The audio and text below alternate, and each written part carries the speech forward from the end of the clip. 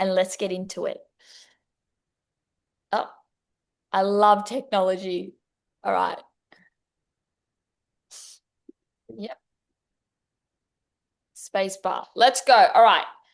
I pretty much have summed up what today is going to cover. So, what we have in store is the three anchors of confidence. And this is what I personally have. Hang on, I'm just going to make this full screen. This is what I have personally have nailed it down to. These three anchors. To have the confidence that you want, you need to start nailing these, all three of them. Then we've got some practical tools and take home activities. I'm not just going to sit here and yap, although I love doing that. I want you to be able to physically start tonight and take home something to increase your confidence. And then we're going to end with just the three powerful ways to build that self-trust, the deep self-trust. And then I'm going to talk about some bonuses that I've sprinkled in. All right. First of all, I'm just working out, it's not presenting how I would like. So I'm just, mind you, 1 second, present. That's better. Okay. Maybe you're in the best shape of your life, but you keep letting that guy in and he gives you nothing close to what you actually want. Oof. Oof. I know this has hit home for me once in my life, a few times maybe. And I know this is such a common theme. We can have the best routine with ourselves, the best discipline, you know, we're that girl, but then when it comes to our boundaries and our values, we crumble. Okay? Or maybe your standards are solid, you set boundaries, you don't take the bullshit, but you still eat or hide your cravings like it's something to be ashamed of. And it's not even, it doesn't even need to be food. This could be maybe you've got a bad habit of smoking.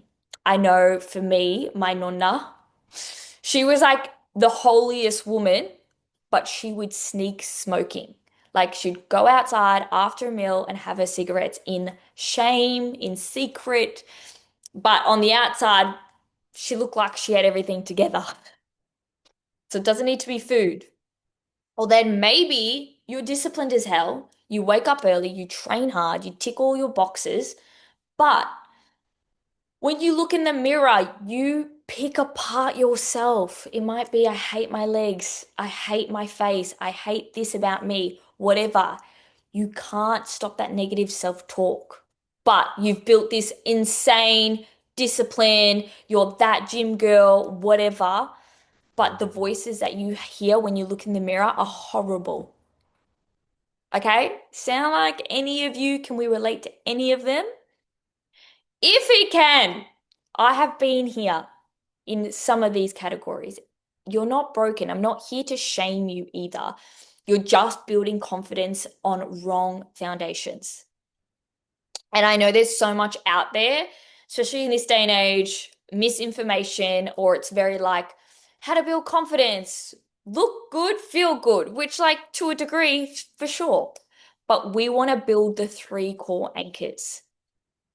And once you kind of acknowledge this, you can work on each one at a time. So let's get into the anchors. Your first one. Okay, I'm just going to move this here. This is your self-perception, how you basically see yourself. This one is probably your root confidence. This one's the main one, and it does interline with the other two, but this one's your main one, and it's probably the most trickiest to identify as well. So what is this? This is the identity. This is how you see yourself. This is who you are when nobody is watching. This is basically your beliefs that shape everything. Not to be dramatic. This is what you will tolerate, what you think you're worthy of, what kind of love, treatment you allow into your life, what habits you have. You can have everything in the right place on paper, but if you constantly identify yourself as someone who always messes up, the girl who's too much, the girl who never gets a break, I know you've heard that even from friends and family. I know I personally have, where they fall victim to this identity. That's the identity we want to shift from. And why? This identity will keep you self-sabotaging every time a new opportunity comes, or it will keep you settling because of this identity you have with yourself. Okay? And do you know why? Which is the sad part. It's because our actions will always stay loyal to our identity. Let me repeat that. Our actions will stay loyal to our identity. So, what we perceive about ourselves, our actions just will stay loyal to that. We can't help but show up in that way. And if we keep with these titles of I'm always the girl that's late, I'm always the girl that messes up, I'm this, I'm that, and you want to keep tying your identity to that, you're going to keep showing up like that. Right? Okay? Now, how do we change this? And don't think that you are just going to change overnight. This is a long process, but it's such an amazing start because the first thing is you catch these statements. So you might have trouble kind of working out if you're identifying with I guess a character. And sometimes it might take a little bit to kind of be self-aware.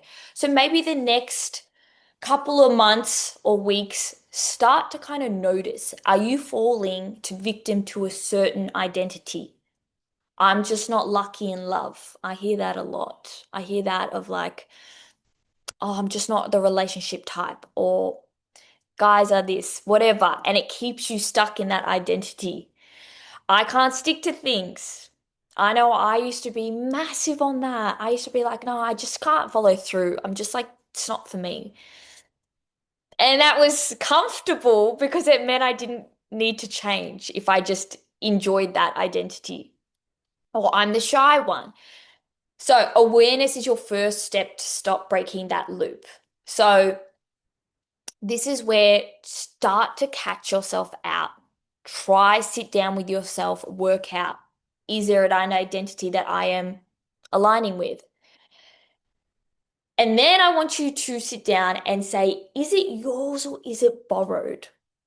This just means these beliefs might be from yourself, but it also might have been someone else making them about you. Maybe it's from an ex. Thank you. Maybe from a parent. Thank you. Society, even teachers. And if they don't serve you, then they're not yours to keep. Because you can have good identities. I'll give you an example. What I identify as my self-perception and what a lot of people tell me is, Liz, you're so positive. You're so positive. That's something I want to keep. Like that's a positive perception of myself. So there are going to be ones you want to keep. I want to keep that. But then there were ones, I'll give you another example of ones I had to destroy, was I had this belief, this self-perception when I was young that I was dumb. Like I just believed it. And throughout life, I just kept believing it. And this was something that was given to me and then reinforced, reinforced, reinforced. And we'll go through confirmation bias soon. So, writing it down, working out what it is, and then I want you to ask yourself, was it given by you or someone else? And then letting it go if someone did give it to you and just forgiving them. All right, this one's a hard one. This one is spending time with people to reinforce the new you. And I know this can be really tricky because when you've already got a group of friends, group of your family who like the old you, and then you're trying to make these new friends to have this new identity, it is quite hard. I know for me, for example, I spent years trying to get rid of my bad identities about myself, which meant I did have to step away from a friendship group. And I found every time I went back to that friendship group, they were constantly, not out of maliciousness, but subconsciously, they were always reminding me of my old self. Like, oh, Liz, you used to do this. Oh, remember when you did this? Oh my gosh, classic when you used to do this. And it's not their fault. They loved the old me. That's who they formed that connection with. And that's who they bonded with. So they're just trying to bring that back. But when you're trying to change your perception about yourself, it helps when you can find a new friendship group. Stay away from family who maybe bring back the old you as well. And that's the old saying of, if they drain you, don't hang out with them. If they give you energy, hang out with them. So when you are shifting these things about yourself, you'll find there are old people that want to kind of keep you stuck or keep that same narrative. So you need to be a little bit aware because you want to grow, you want to change. Our second core anchor. Okay, this one is self-talk. This one's pretty self-explanatory. How you speak to yourself, ladies. And this isn't just saying nice things either. This is rewiring your brain to believe you, right? Anyone can just start saying nice things, but let me say it again. It's rewiring the data that you have in your brain to believe that you're changing. That's what you're essentially doing. So, are you saying nice things? Are you not? And actually taking it seriously because I know as well we live I love our generation, don't get me wrong, but we're like the most unserious generation as well. And there's some pros and cons to that. And I think one of the cons, there's a lot of toxic maybe behavior that we glorify. Let me give you an example. So like if this one, I used to do this. That's why I can say, yeah, I used to be the chaotic friend, always getting myself into trouble, always having wild stories, and I loved it. And the thing is, I started to make jokes about it. And again, that ties in with your self-identity, but it was also my self-talk, how I spoke to myself. So it's funny, but it keeps us stuck when we start to make jokes about these traits about ourselves. You all know what I mean. We are the most unserious generation, but we need to be careful. It's like, as well as seeing those videos of doing it for the plot to have a laugh. And like, yeah, I get it. It's funny, but it's so damaging at the same time because it's at your expense. And you're going to stay in these terrible cycles with people, relationships, money, all the things. So it's important. Now, this is where confirmation bias comes in and your self-talk. Now, what is confirmation biased? This one is neuroscience. I'm not just making this up. This is your brain. One thing about your brain, it loves to be right. Okay? Even if it's wrong, your brain loves to be right. So that's why there's such thing called a confirmation bias. So this is when basically if you have a belief about yourself, how you speak to yourself, your brain will find evidence in life to say, oh, yeah, your brain is right. It wants to be right. So I'll give you some examples. It's like maybe you believe you're bad at relationships. You're actually always going to be focusing on the fights, the argues, the toxic behavior. I'm not saying ignore it. I'm saying if you believe that, like, that's all you're going to notice. Another one is maybe this is a good one, and I had it the other day.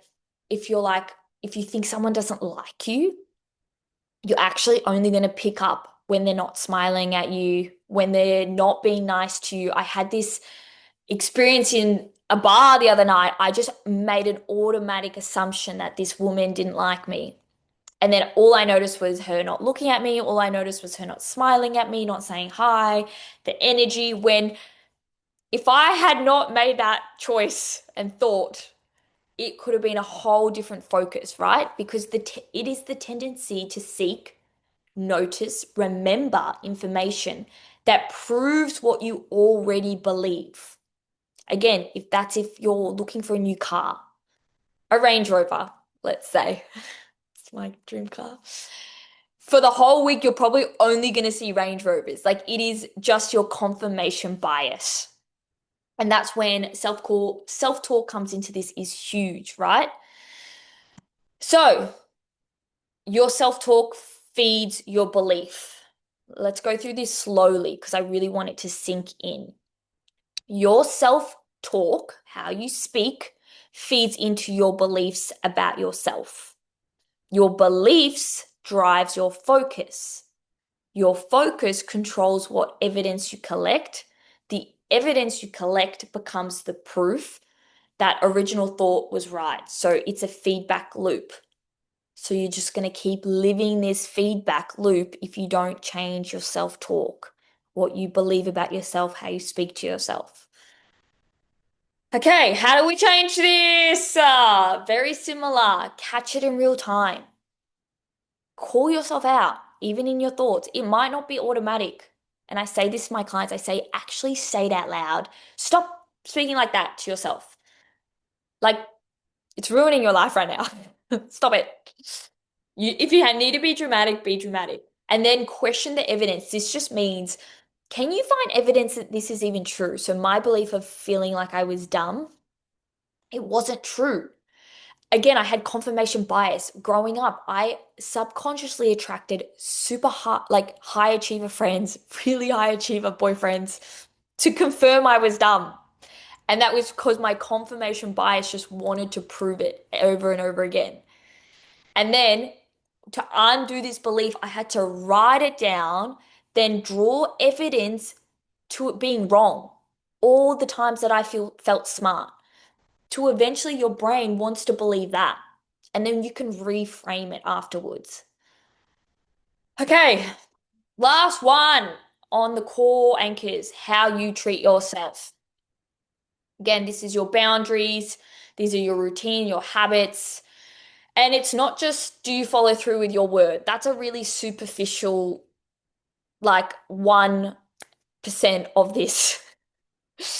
And this is probably your hardest one to keep up, I would say, for me personally. So, do you honor your body, rest, food, movement? Do you walk away from what doesn't serve you? Do you keep your own word? And do you treat yourself, because the way you treat yourself, sorry, tells your nervous system, I got you, you're safe, and that's how your confidence is built there. So each of these elements, you're wiring your brain to your nervous system. So when you set these boundaries, when you create these routines, when you follow through, you're sending that message to your brain. You're worthy of respect and care. And that's just biology. You're constantly sending messages to your brain. The more that you settle your nervous system, that you send this kind of messaging to yourself, the more confidence you build. See how you don't need to really change pretty much anything about your physical appearance because that's not all confidence is about. It's these core elements. So then, if you neglect or you break these promises and you tolerate the disrespect, it's actually telling your nervous system to stay on a high alert. How crazy is that? That's the damage you're doing by breaking promises, by letting that guy come over when he said he doesn't want something and you said you want something. I've been there, okay? When you neglect yourself, and that looks different to everyone. Like, what are your things that you do for yourself for care? When you don't do that, you're telling your nervous system to be on high alert. And this then creates a hormone which increases your cortisol. Then you feel anxious, doubtful, disconnected. I don't know about you, but in this day and age, a lot of people suffer from depression, anxiety, doubts. And it's like fixing a few of these little things can help so much in your confidence and just settling your nervous system. So, the more you take care of yourself in meaningful ways equals the safer you feel, equals the more confident you then become. It seems simple when you read it, but it is hard to do this in real life. But the more you can practice it, the better you'll become at it. Okay, and this leads us to my fun activity where this is what we did last year as well. Loving yourself in your own love language. So this is something we can do for fun. I'm sure you've all heard the five love languages. If you haven't, it's words of affirmation, quality time, acts of service, physical touch, and receiving gifts. Now, this is something you can take a test online for free. I recommend you do it. If you did it years ago, do it again because mine have changed and I didn't know that. And once you kind of work out what your top three are, and look, you can do all of them, but I like to really focus on like my top three. This will deepen that care and nurture to yourself. So we got words of affirmation. This one's quite easy. Mirror talk. Well, easy, but I say that, but when I first started, oh, I think I struggled with this one the most. I am not a words of affirmation person. I really struggle to be affectionate with words and to receive them. But I was like, I need to be able to do this. So, like sitting in front of a mirror and saying things to myself, complimenting myself, saying I love you, it felt so wrong. And I hated every second of it. To now, it's so natural. Like, so natural. And the theory behind it is you're staring at yourself in the mirror and it almost cements that emotional connection because it's looking at yourself and then you're demanding that that's what you're saying. So there's a lot of science behind actually doing it in the mirror. Quality time. One of my faves. They're all my faves, to be honest, except for the mirror dog. Solo dates, very overrated. And this is like if you really enjoy quality time, take yourself on an intentional. So, oh, someone's on the maps. Take yourself on a date. About 1.5 kilometers, turn left onto Grantham Street. Okay, I'm gonna mute you, Steph. You're so fun. So, making it a ritual and calling it your, solo date ritual. Because I go everywhere by myself and it doesn't feel like a date. But when I actually say I'm going to go on a date, it feels intentional.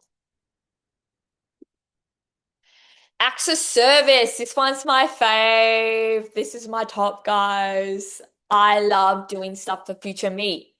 And it doesn't need to be gym related. I like meal prepping. That's just one example to make future me feel like I've given her a big fat kiss and a hug.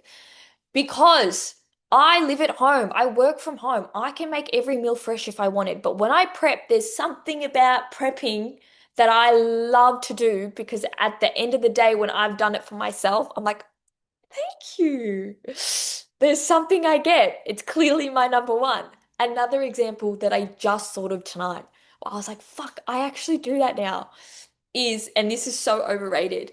I used to hate the process of getting ready for like going out, dinner, night out, whatever, trying on a million outfits, and literally my bedroom was a wardrobe on the floor because I couldn't find what I wanted to wear, couldn't find the outfits, and then I left a mess. And I used to hate it for future me. Until I don't know how, I just suddenly was like, let's pre-plan our outfits. Sounds so underrated. I now spend time on Pinterest picking out my outfit, got it in the wardrobe. I put it on the night before. I'm like, I'm wearing that. Hang it all up so the day after, when I'm needing to pack or get ready and I'm in a rush, my outfit's done. And I thank future me. And I didn't have to leave a whole mess. There was something so satisfying about doing that. So, acts of service, doing something for your future you. All right. Physical touch. So, for this one, it is a grounded body ritual. So, this one's not just like, for me, getting a massage was really important when I was single for a really long time. I mean, a year. I missed physical touch from a partner and I'm not affectionate with family or friends. So, this was actually quite big when I needed it. So, getting a massage really helped. Even stretching, yoga, things that make you feel in touch with your body again, even if that's using a body lotion and like intentionally like touching yourself. That is like a sacred thing. I know my best friend Mem, I think hers must be physical touch as number one. She loves to do like a whole moisturizer, body, her skincare. And now I'm like, okay, it's clocking. She's physical touch. Like that means a lot for her. Gift giving. Don't go crazy on gift giving here. This is not just go buy yourself whatever and I love myself. No. Make it a self-reward ritual. I see a first spelling mistake. That's okay. And this is like reward system. So if you had a big week of work, buy yourself some flowers. I love doing this. For me, this piece of jewelry, you can't see it, but there's a real diamond. And I bought this when I launched my business to remind me that I'm a diamond and I'm special. And it was like a reward. Gift giving's not my biggest one, but I still do it. So it's like meaningful gifts for yourself as a reward. Now, you guys are the first to know about what are these bonuses that I'm launching. I've been a little bit quiet about the bonuses, but in saying all that, these are the three anchors. What I talk about in this whole mastermind brings me to my membership. I know some of you are my current clients and some of you are my past clients, but for those who haven't been in my world, I've got a membership option. And this is where we focus on self-care, self-discipline, your mindset, changing your self-talk. Some of my one-on-ones actually, they're in the makeover too, but they have started doing the activities. There's a mindset activity every single month. To make it even more special, I have decided to collaborate with some people. And this is what I'm excited for. I have collaborated with these three lovely ladies to add a bonus to my membership for those who sign up in the next, I'm not going to say when, but it starts tonight. So when you sign up tonight, and then the gates will close soon, you get three masterminds from these three ladies. So I'll go through what each one is. So my lovely Lisa, she is a I gotta get this right, dermaclinician from a skin clinic that has personally been doing my skin. And I know we bang on about, your environment, everything for your skin, but it really is your products and treatment too that has helped so much. And she's going to go through basically skin myths, must, her favorite products. And honestly, I started her products and far out my skin. Never been better. But the clinic has given us 10% off your first consultation and 10% off any products that you buy during that time as well, which I just love because I'm like, how can I make these bonuses not about fitness? Like, we're more than that. And I'm like, your skin, every girl wants the best skin. Like, invest in that. So, really excited about that one. Then we got our beautiful Alex. She is like the best hair and makeup artist. She does Channel 9 and Channel 10. Um, and honestly, the hair speaks for itself right there. But she has personally done my hair and makeup for the last, probably since I've known her. She's a very close friend of mine. And she actually takes us through a signature bombshell blowout masterclass. I actually watched this for the first time when she sent it to me. I'm like, oh, I'm doing it wrong. I should have known why mine don't last. So she'll go through the products she uses and what she uses on her clients. And she does clients' hair for the news, TV. So everything she says, I buy. It just works that way. So she'll go through her products that she uses, she'll recommend you stuff, and then she'll go through a whole tutorial of her blowout. And then last but not least, my business coach, Claire Wood. So she has been my business coach for this is our second year. And she's a seven-figure business owner, boss ass bitch, mum, author, like all the things. And what I love about her is she's also into manifesting vision boards, and that's my cup of tea. It all ties into self-concept, the way you speak to yourself, the way you see yourself. And she has blessed us with her vision board masterclass as well, which hers is so juicy. And hers works. I've seen it. So we have paired up with those three lovely ladies.